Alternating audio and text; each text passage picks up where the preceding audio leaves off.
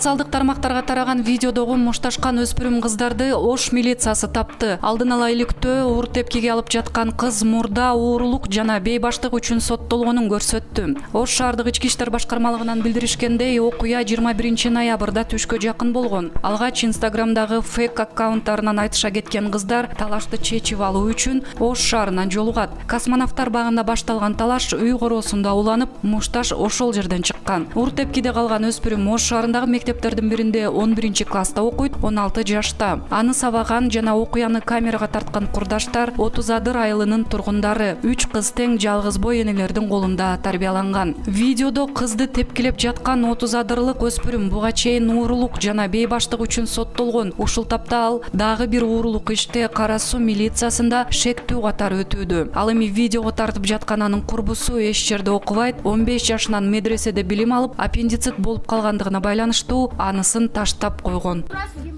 Гетирим сура. Ока, гетирим сурап кой бол. Бол. Мен жакшы билбей экен да, Букоска бема деп сураш керегиле. Сураш керегиле. Болду нахуй.